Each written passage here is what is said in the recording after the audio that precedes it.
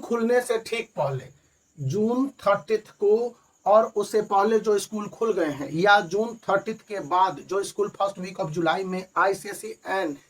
ISC के खुलेंगे, उनमें स्पष्ट रूप से एक बातें सबसे महत्वपूर्ण रूप से बताई जाएंगी जिनको मैं आपके साथ शेयर करना चाहूँगा कि सभी सब्जेक्ट के चैप्टर वाइज इंपॉर्टेंस या चैप्टर वाइज मार्किंग को क्लियर कर दिया गया है सीआईएससी के द्वारा। और यह बात संबंधित कंसर्न टीचर, सब्जेक्ट टीचर और यहाँ तक कि एडमिनिस्ट्रेटिव यूनिट को बता दिया गया है। जो बातें कही गई है मैं बता देता हूँ, जिसको मैं नेक्स्ट वीडियो में इन डिटेल शेयर कर पाऊंगा कि आईसीएसई एंड आईएससी में science stream, arts stream, commerce stream और आर्ट्स स्ट्रीम ह्यूमैनिटीज के अलावे आईसीएसई में जो कंप्यूटर एप्लीकेशन लिए हैं या इकोनॉमिक्स लिए हैं और इसी के साथ हिंदी या फिर रीजनल लैंग्वेज लेने वाले, संस्कृत लेने वाले स्टूडेंट के लिए और even mathematics, physics, chemistry, biology को अभी बताया जाना है। चैप्टर वाइज सब्जेक्ट के importance according to the reduced syllabus बता दिए गए हैं। मतलब एक चैप्टर से कितने मार्क्स के पॉसिबल क्वेश्चन पूछे जा सकते हैं।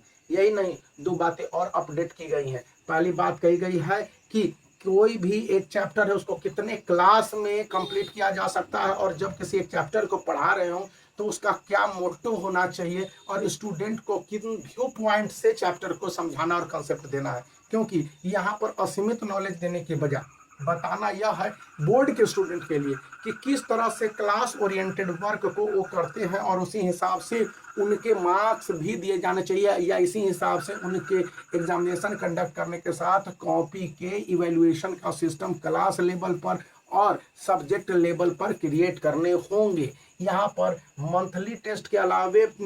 वीकली या फिर फोर्टनाइटली टेस्ट जरूरी कंडक्ट किए जाने चाहिए, जिसके आधार पर स्टूडेंट के एक प्रॉपर रिपोर्ट कार्ड खास करके class 10th and class 12th के स्टूडेंट के बनेंगे। और ये रिपोर्ट कार्ड इसलिए भी इंपॉर्टेंट होंगे कि स्कूल इन रिपोर्ट्स को किसी भी स्टूडेंट के करीब 1 साल तक एग्जामिनेशन कंप्लीट होने के बाद, बोर्ड एग्जामिनेशन कंप्लीट होने के बाद रखे जाने हैं, ताकि स्टूडेंट अगर किसी तरह का कोई क्लेम करता है बोर्ड एग्जामिनेशन में मार्क्स कम आने के कंडीशन में या वाट एवर सो एवर जो प्रॉब्लम होगा, और बहुत सारे स्टूडेंट हैं जो माननीय न्यायालय की ओर रुख कर जाते हैं कि उनके मार्क्स उनके साथ जस्टिफिकेशन वाला नहीं मिला या उनके साथ कुछ प्रॉब्लम होता रहा, तो उन तमाम कंडीशन में क्या कुछ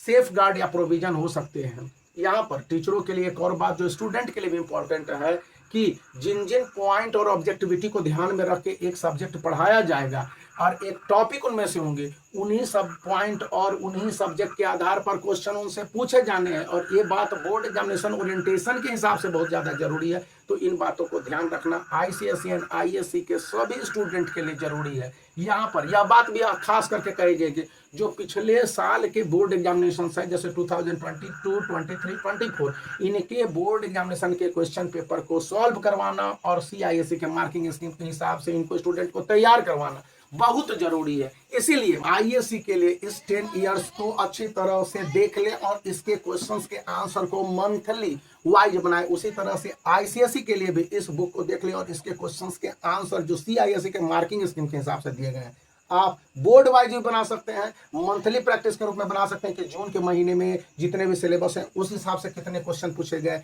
फिर मई के महीने में जितने चैप्टर पढ़ाए हो उसके हिसाब से कितने क्वेश्चन पूछे गए या सीआईएससी के सिलेबस में और स्प्लिट ऑफ सिलेबस के हिसाब से सितंबर तक कितनी पढ़ाई करनी है और उसके हिसाब से कैसे क्वेश्चन पूछे जाने हैं। तो इन बातों को ध्यान रखने के साथ इस वीडियो को लाइक करना, चैनल को शेयर करना, सब्सक्राइब करना याद रखना।